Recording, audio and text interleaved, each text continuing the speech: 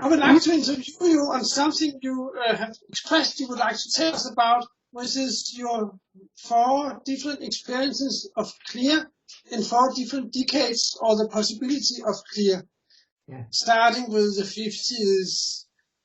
So, what do you want to say about that? The 50s. In the 50s, I worked in London and they got interested in clear and something, and they started a procedure for clear, which involved basically 2 things. Running help processes, which was very valuable, and the other thing was running something which they called step 6, where you had to mock up an object on 4 sides and above and below you, and keep them from going away, hold them still and make them more solid. And the point was that I couldn't mock up. It had become sort of accepted that I was a black case and couldn't mock up. So I gave up and decided that, well, other people can get clear and I'll help other people get clear, but I'll never be clear. And that's all that happened there in the 50s. Okay. That's really interesting. Yeah. So you have nothing more to say on that? Well, not really. As simple as that, I'd given up. And, I stayed in Scientology, and in the end, and shortly afterwards, I went to St. Hill to work. But that was in the 50s. That was what happened in the 50s. Okay. Nobody suggested that you could maybe imagine something or anything, or even imagine an idea or something? Really, no, they had some remedies and so forth, but it just seemed hopeless for me. Yeah, okay. And the next time, this was something in the 60s. Yeah. 60s, I had gone to St. Hill to work. By the way, clear wasn't a really important thing to me. People made a lot of promotion for it, but it wasn't why I went into Scientology. But anyway, I went to St. Hill and they started something they called the clearing course. And that was to make you clear. And the clearing course was a course which they ran, but you had to be a St. Hill graduate to come on the course. So people who had not graduated from St. Hill on the briefing course couldn't be clear.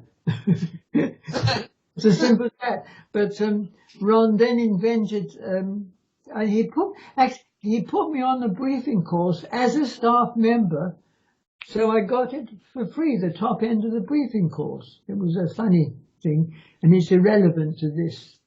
But anyway, the briefing course I did. No, what happened was that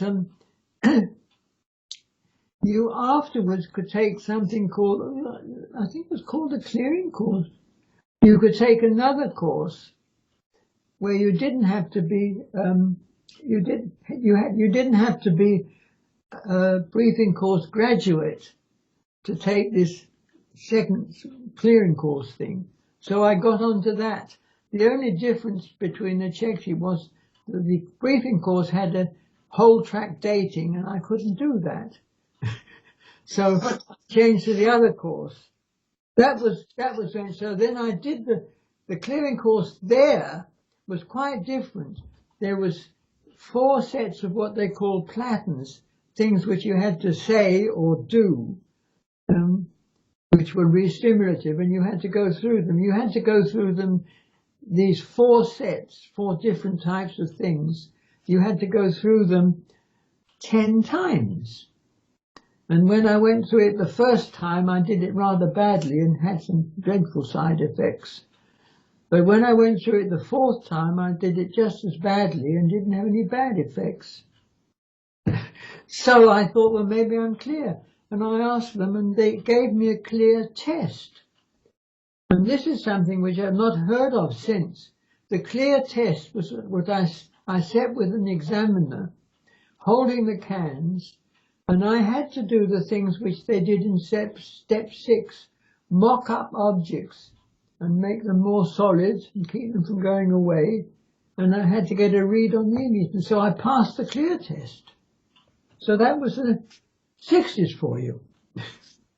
That's quite interesting. Yeah, I didn't know that. That would be a I clear wonder how test. people know it. No, but I got the impression that the second clearing course, you didn't have to do a special briefing course. Wasn't that what you said? That was they changed it, so they ran another course which gave you everything on the briefing course except the whole track dating. Oh, And I see. you didn't get briefing course materials. You didn't go Ah, through the wall of tapes that they talked about and so forth.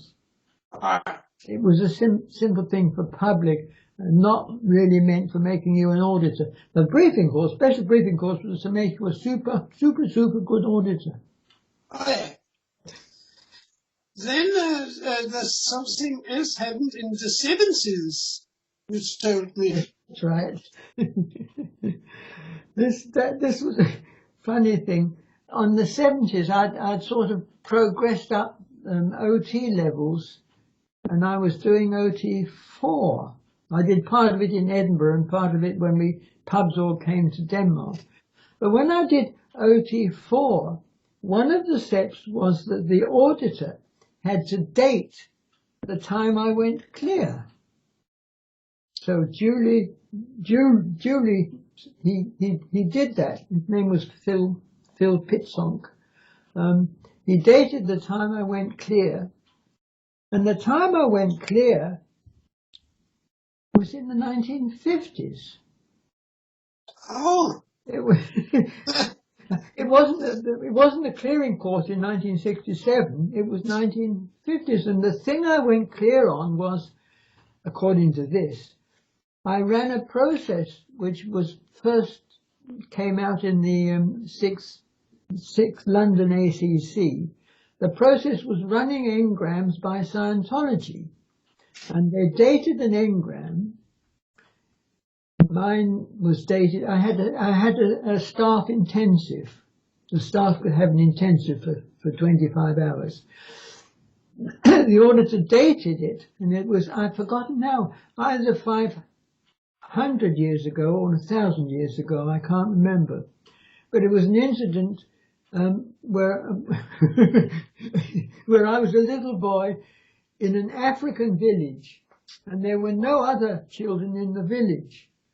And I went off to play, and or went for a walk or something, and fell asleep, and a lion and a lioness began to eat me. That was all there was to the incident. Now the point about this was that I ran this in number 7 Fitzroy Street in London. This was where the ACC, the house that the ACC was held in. And the auditor ran me in a large room, and I got the incident up on the wall, sort of thing, and went through it a few times, and got to a point where I complained to the auditor. It wasn't there anymore. oh, So they tried to find there's this thing called a black case they had, a person who couldn't see pictures. So they tried half a dozen or so processes to make me able to see pictures again.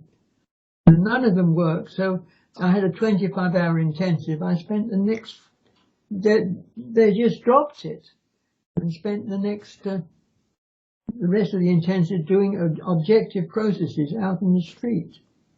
So that was,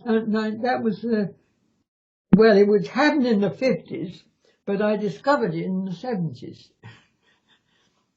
when I was doing okay. if you got that quite. But this thing you could see on the wall that suddenly you couldn't see anymore. Yes, Was that also the thing? in actual fact, I don't know that I saw it. It was happening up there.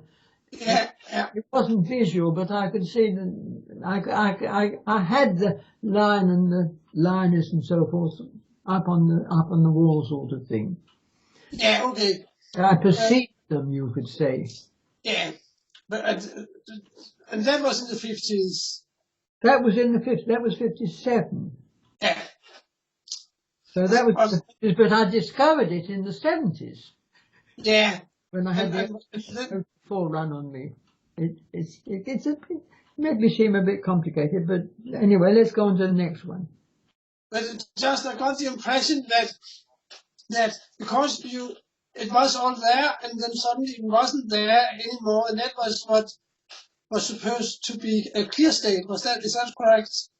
Well, afterwards that was described as the clear state, yes. But at the time I was a failure. Once again, I said clear. We weren't trying to go clear, actually. We were just running incidents by the Scientology process, repetitive process. Yeah. So. And then there's the 80s. Well, the 80s was another kettle of fish. This time, I'd left the church. Or I hadn't left it, I'd been booted out. Whoops. I'd been thrown out. And I was auditing here in the flat here, and I had a friend, he was a friend at the time, he ARC broke me later, but I had a friend who very much wanted to have Dianetics run on him. So I've been trained, when I came to Denmark, I took a course, the standard Dianetics course. So I ran on him some 4 flows, an incident where he was being, it was in a Roman arena, and his legs and his arms were tied to a horse, 4 horses, which all pulled in opposite directions, or in 4 directions. And I ran this on three flows, and actually in the end I ran it on the 4th floor, and in the 4th flow, and he discovered that it was the 1st flow. He was being pulled apart. But anyway, what happened, this is the climax to the interview, I think.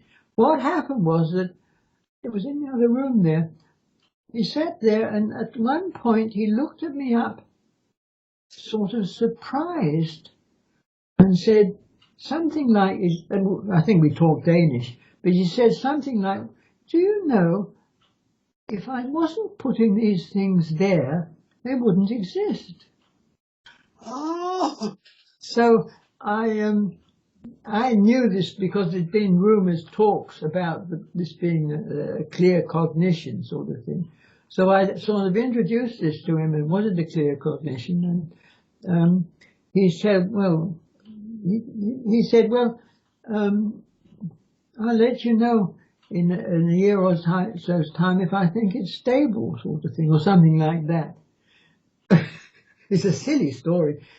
A week, he used to visit me regularly, and a week or so later, or some time later, he came to me. I'm on the 4th floor. He came to me and he said, I want you to look at this. I've just made a marvelous Scientology rundown, and I was a bit impatient and didn't take a lot of interest in it. So he ARC broke with me, and I haven't seen him since. But about 2 or 3 years later, he sent me an email saying, well, I promised I'd tell you about this, and this state of clear is still holding. Oh, wow. So that is I don't want to go in more details. I want to make this open to discussion. Those are the 4 quite different realities I got on clear. Thank you for that. I think that's all I have to say. Yeah. Then we will end off for now. Yeah. And see you later. Yeah.